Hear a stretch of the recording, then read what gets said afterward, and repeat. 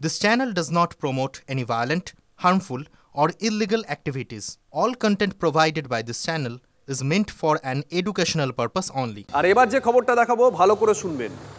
নার্সিংহোমে মৃত্যু হয়েছে, অথচ নাম সরকারি হাসপাতালে মৃতের তালিকায়। এমনই ছবি উঠে এসেছে বাঁকুড়া থেকে। বাঁকুড়ার বিবেকানন্দ পল্লীর বাসিন্দা শিবু মালাকার বাঁকুড়া সম্মিলনী মেডিকেল কলেজে 5 দিন ভর্তি থাকার পর সাময়িকভাবে সুস্থ হয়ে বাড়ি ফেরেন তিনি।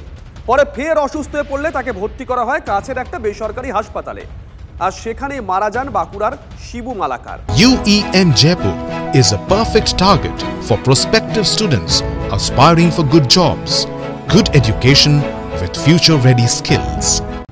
বাঁকুড়া মেডিকেলের চিকিৎসা নিয়ে কোনো অভিযোগ পরিবারের তরফ থেকে তোলা হয়নি, তবু জুনিয়র চিকিৎসকদের আন্দোলনে মৃতদের তালিকায় নাম। হতবাক মেডিকেল কলেজ কর্তৃপক্ষ, তালিকা দেখে ক্ষুব্ধ জুনিয়র চিকিৎসকরাও। দেখছিল দিদিরা আর হসপিটালে ডাক্তার দেখিয়েছিল, ও ভর্তি করলো, ভর্তি করে আসছিল, ওরা দেখে গেছে।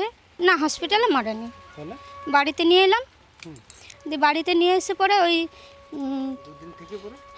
2 দিন ছিল বাড়িতে, 2 দিন ছিল, তারপরে চেম্বারে ভর্তি করলাম। কোথায় ভর্তি? নার্সিংহোমে ভর্তি? হ্যাঁ, নার্সিংহোমে ভর্তি করলাম। হাসপাতালে নিয়ে যাননি কেন? মানে তখন তাড়াতাড়ি খুব হচ্ছিল, তো দমে খাঁচুনির মতন এসেছিল। খাঁচুনির পরে আসতে পরে আর তাড়াতাড়ি করে তখন নার্সিংহোমে নিয়ে গেলাম। হাসপাতালে এমনি চিকিৎসার কোনো গাফিলতি হয়েছিল? না, গাফিলতি হয়নি। ওই দিদিরা সব দিচ্ছিল, ইঞ্জেকশন, সেলাই। ডাক্তারও এসেছিল? হ্যাঁ, ডাক্তারও এসেছিল, এসে আমাদেরকে ছুটি দিল, বলছে বাড়ি নিয়ে যাও। এটাতে জুনিয়র ডাক্তারের আন্দোলন কোনোভাবেই তার চিকিৎসার ব্যাঘাত ঘটায়নি।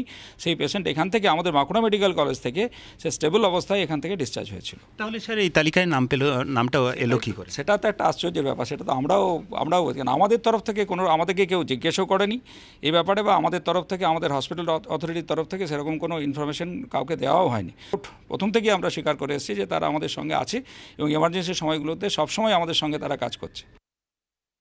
শিবু ছুটি হয়ে গিয়েছে 16 তারিখ, তারপরে সে অন্য কোথাও একটি নার্সিংহোমে ভর্তি হয়ে মারা যায় এবং বাড়ির লোকও এটা আমাদেরকে আশ্বাস দিয়েছে যে তারা যথেষ্ট আমাদের এখানে যা ট্রিটমেন্ট পেয়েছে তাতে তারা স্যাটিসফাইড। এবং আরেকটি কথা বলতে চাই যে আমাদের এখানে কোনোদিনই কোনো সার্ভিসেস বন্ধ ছিল না।